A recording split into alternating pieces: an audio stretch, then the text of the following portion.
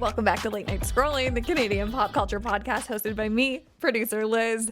Happy heat wave, y'all. I know it's hot across the country, and the movie theater is looking more and more like the best place to escape the August heat. Lucky for us, this weekend, a great Canadian film is hitting theaters across the country. It's called Shook. And if you can relate to any of the following situations, you will love this movie, okay? If you fell in love with someone that left you for the city of Montreal, if you missed the subway, or if you're in Halifax, the boat home, and you had to take a bus that took 3 times as long and was 3 times as crowded, I promise you, Shook is the movie for you. I genuinely loved this one. I got to watch it for my birthday, and it was just such a heartfelt, truthful, but also totally universal story about friendship and that stage in life when you take on more responsibility and you're still trying to figure out who you are and what you want in your life. The perfect movie to watch during, an annual birthday existential crisis. But seriously, this is the Toronto version of Good Will Hunting. It is worth seeing on the big screen. There's so many big laughs that you get to enjoy that I wish that I had been able to experience with a theater full of people. It's also, in my opinion, the perfect movie to start warming up as we get closer and closer to TIFF and all those good Canadian films that we're going to be able to see in just a few short weeks. But we'll talk more about TIFF on the other side of this interview. Enjoy my conversation with Amar. A year ago yesterday, this film gets announced that it's going to be at TIFF. And a year later, we're just days away from the theatrical release of Shook. What has this year felt like for you? Your first feature being so celebrated and beloved at the festival, and then people waiting all year to catch it in theaters. It's been great. I mean, it's my first time kind of going through it at this scale. It's been pretty good, but to be honest with you, I've been pretty distracted not long after we finished editing. My wife and I also had our first baby. So Congratulations. yeah, it's a great way to keep your mind off your first movie is become a dad right after. So no, it's been really good. And obviously the movie touches on a lot of themes of fatherhood and stuff like that. So it's almost allowed me to see the movie slightly differently since I became a dad. Um, Yeah. and it's cool seeing the process. Like, I mean, yeah, it's felt like a really long journey, and even just finishing the movie and then getting into TIFF, that was a long journey. But you really realize like the life of a film is really many, many years. And you as an artist, you're kind of with it for a long time, but so many other people kind of come and go, and they're off doing other things. And our cast has been doing all this amazing stuff. But I'm really excited to kind of like share it with the world now and just kind of let it be whatever it becomes, right? Absolutely. I'd love to hear more about your reflections on fatherhood with the dad figure in this film because it felt so raw watching it. So I can't imagine reflecting back on it once the film is made. You have this whole new perspective to bring to it. Could you share more about that? Sure. Yeah. I mean, the film is sort of based on a lot of personal things, but the film I would say is like a fictional sort of like adaptation of things I went through in my 20s. So a lot of the stuff in the movie is real, but we didn't want to say it's based on a true story or anything like that. But in my kind of mid 20s, my parents' marriage did end. They split up, which is obviously very difficult when you're trying to figure out your own life as a young adult. And then not long after that, my dad was diagnosed with Parkinson's disease. And also the kind of extra caveat there was like one of my best friends really did become a neurologist around that time. So it was like, Wow. yeah. So it was like on the one hand, this really sad thing about my father. On the other hand, most people who get that diagnosis aren't lucky enough to have someone close to them who's a doctor in that field, right? And so I know a lot of people probably watch the movie and go, "That's a little far-fetched," but it really happened. Like my friend Dave is a real guy named Dave. So and he works at Toronto. Actually, he works at Toronto Western. So Awesome. it's I think I had enough distance in terms of like the closeness of my actual family portrayal by the time we made the movie. Like it did really feel like a movie, and a lot of the sort of like friction between the characters is fictional. It's not stuff that my family really went through. And my co-writer Adnan Khan, a lot of his family dynamics kind of worked their way into the movie too. So it was really easy for me to kind of separate myself and just have them be characters, especially once the actors took over, right? Because Yeah. they're so good and they're so different from, Bernard, who plays my dad, is so different than my dad and such a phenomenal actor. And brought so much like humor and charisma to the role. It really just became about the performance.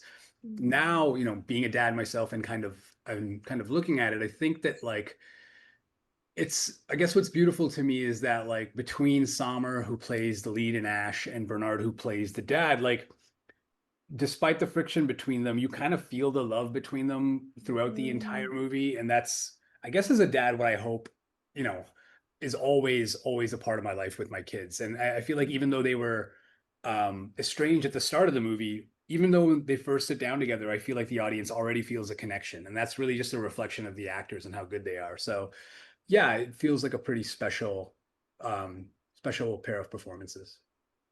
I think that the dynamic specifically, father son, is one of the highlights of the film and the chemistry between the actors and the way that they, really rile each other up and play off of each other in those little tiny ways that only fathers and sons can do. They really nailed. I would love to know what it was like directing the sequences just between the two of them, like when they're at the place of work and having a conversation about what might be next, and when they're at the doctor's office kind of being a bit more vulnerable with each other. What was it like directing those moments and finding those little specificities that really made it land?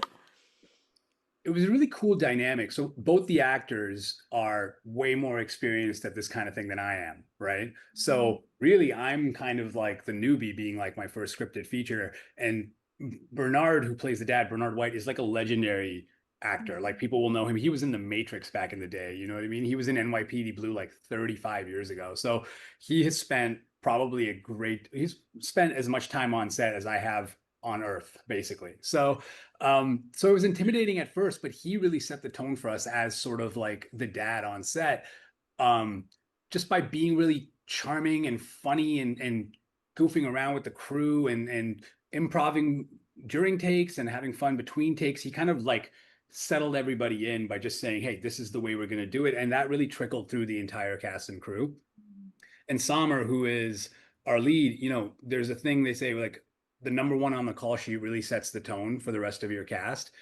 And Mhm. Sommer, apart from being like a beautiful actor and this insanely good looking person, he's so good looking, it can be intimidating for people, right? But he's such a naturally charming and charismatic and down to earth human being. He's just such a lovely person that I think it just set the cast and the crew at ease right away.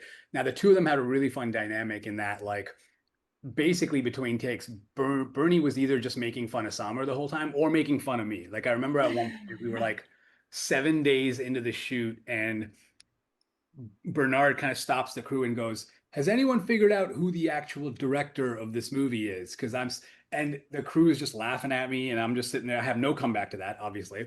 I'm like, "Oh yeah, good one, got me." But it was just that kind of thing that just kind of made, I feel like you feel it in the movie. You know what I mean? Like one of the things I keep telling people is that the movie is funnier than I thought it would be.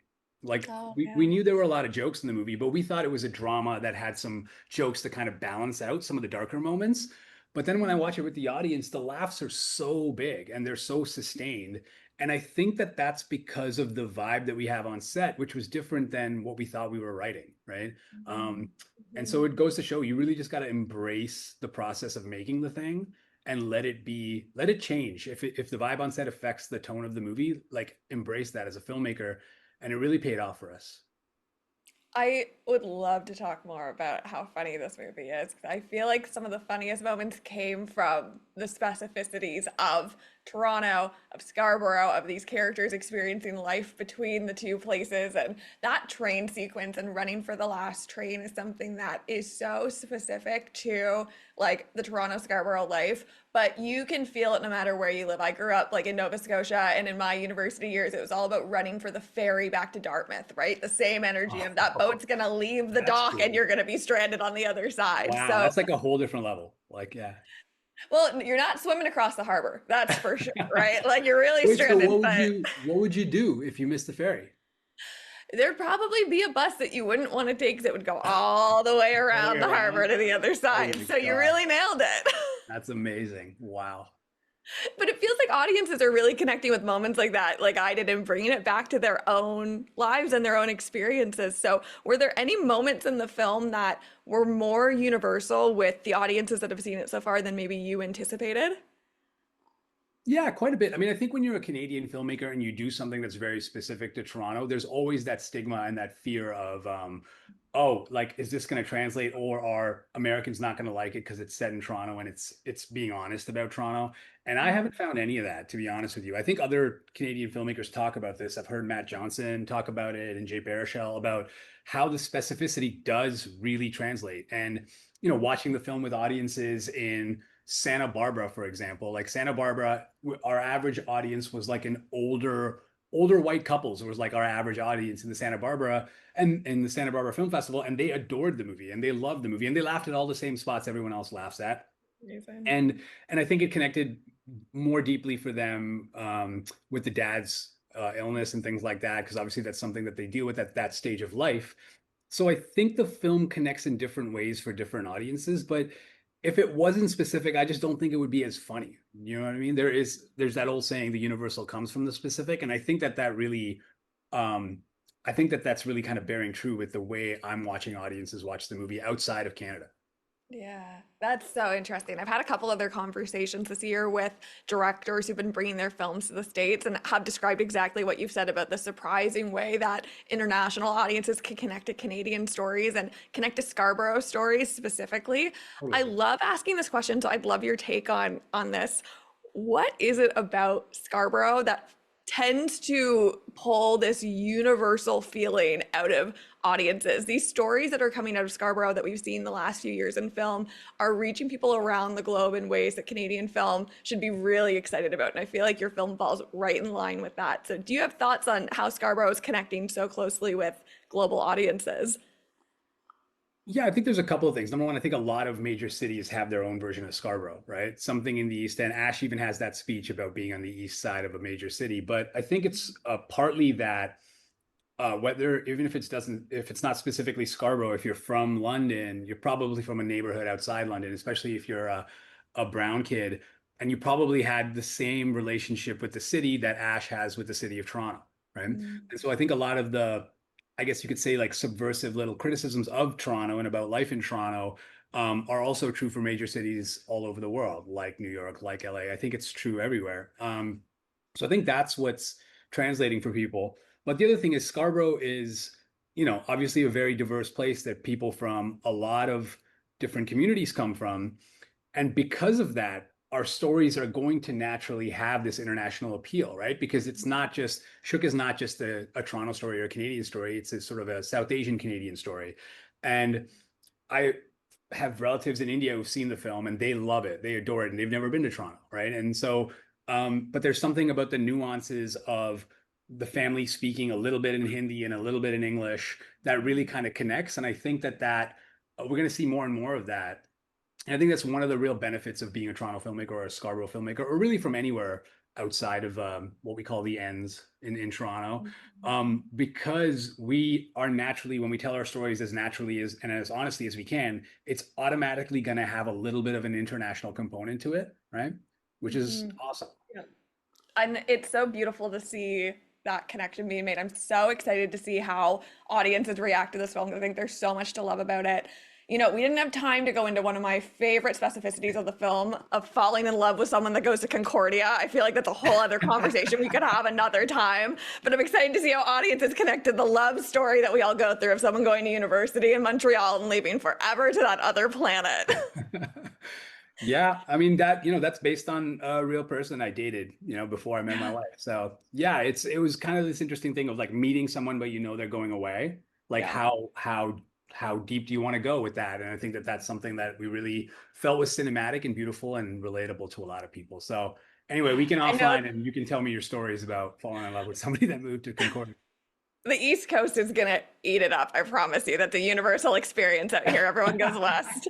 Shook is in theaters this weekend, so I highly recommend getting a group together and going to see it. We love supporting Canadian films on the big screen. And speaking of, I promised you a TIFF update at the end of this episode, and oh my god, do I have one for you. Late Night Scrolling is officially an approved press accredited outlet for TIFF 50. We are so back. I'm so excited to be heading back to the festival to bring you guys all the coverage. The list of talent going this year is truly one that's going to take the full month to work up to, because we've got internet boyfriends galore, people that make me cry every time they're on screen.